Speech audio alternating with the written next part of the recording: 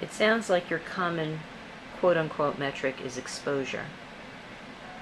Do you think that there's another common metric for viewership that can be cross-platform? And if so, what would it be for content? I say exposure. I'm not sure what the difference is. I'm thinking, when I say exposure, I mean seeing an ad. It could be hearing an ad. I'm sorry. So how would you get, we often talk in cross-platform measurement about using an impression or using a rating or using some other kind of common, standardizable, scalable metric across platforms. Okay. So yes, all of our exposures are really opportunities to see rather than define specific exposure. And the level of likelihood that they were actually seen versus opportunities varies by media.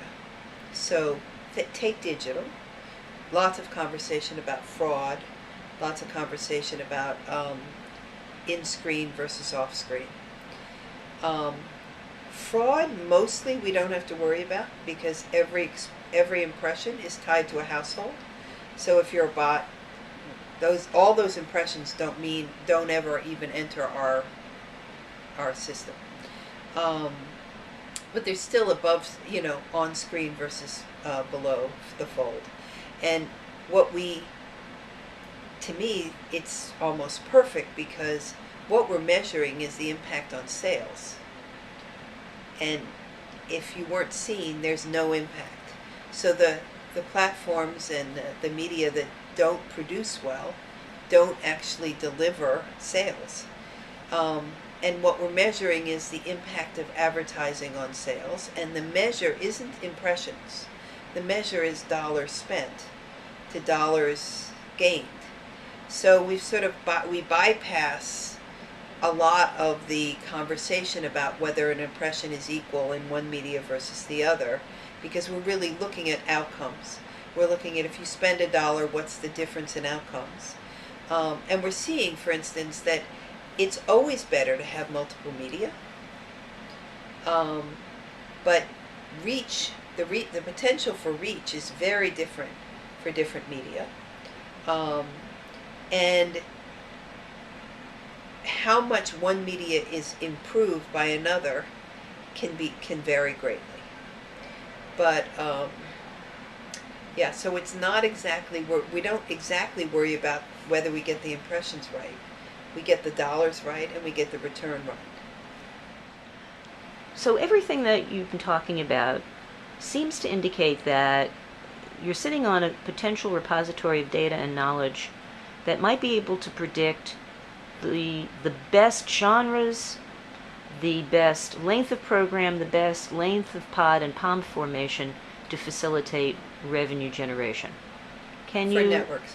for networks, for content on broadcaster. networks, cable and broadcast?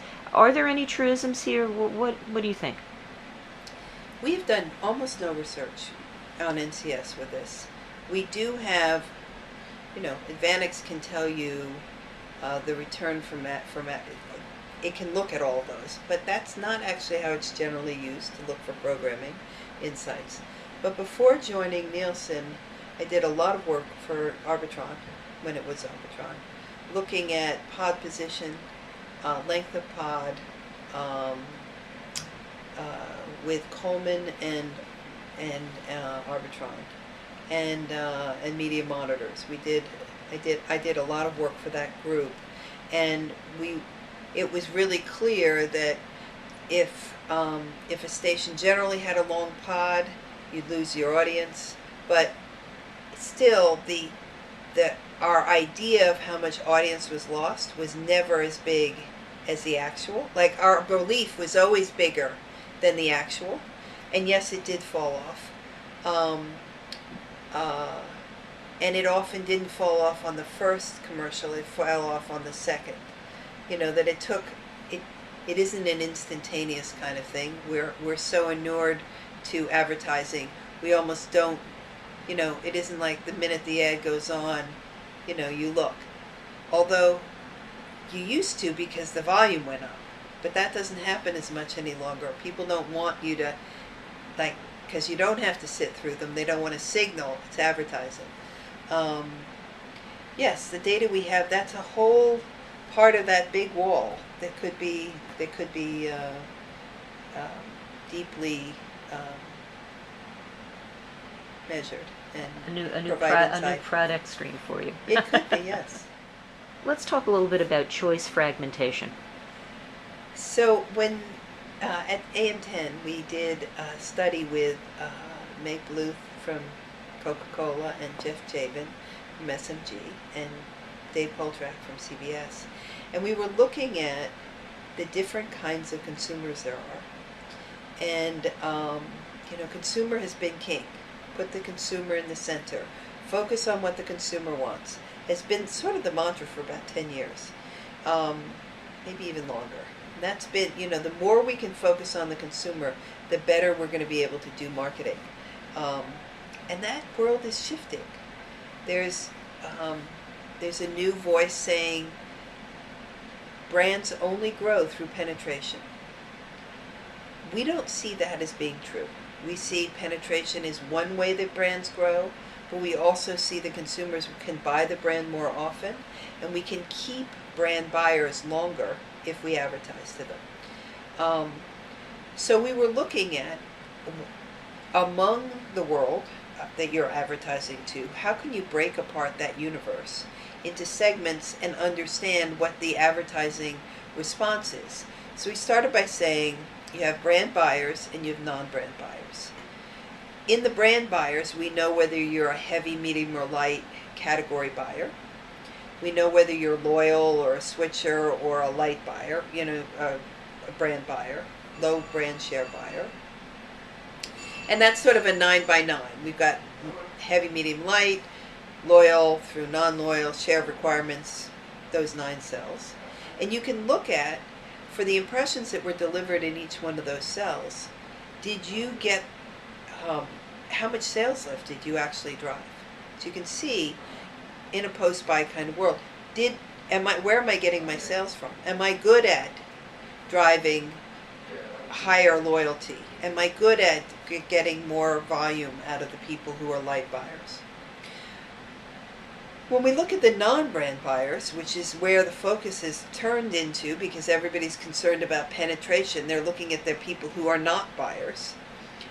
We first carved off people who don't buy the category. Advertising is not designed to make people buy a category they never bought before. Yes, it sometimes happens, but if that's your primary focus, it's an expensive uphill battle. What we see is very, very low response there. So we carved off that section. And then among category buyers who don't buy your brand, we started thinking, could we separate them into the people who are likely to try your brand and the people who aren't? So people who didn't buy your brand in the last year, how do we find? Well, we started off by looking at UPC codes and clustering UPCs and thinking, if you're a private label buyer, you're never going to buy the expensive brand. And if you're, lots of clustering, very extensive research, analytics. And we actually came up with a pretty good approach. And then one of the guys on my team said, I want to try something else, which we now call choice fragmentation. And he said, I think it's about how much width of choice a person has in a category. If you're 100% loyal to something, you're unlikely to try something different. And sure enough, we were able to take the non-buyers and identify the half that are likely to switch to your brand or try your brand from the half that are unlikely. And we now have that as a target. And we can also, when we do a study, look at, are you driving penetration there? Like, are you actually able to convert that group?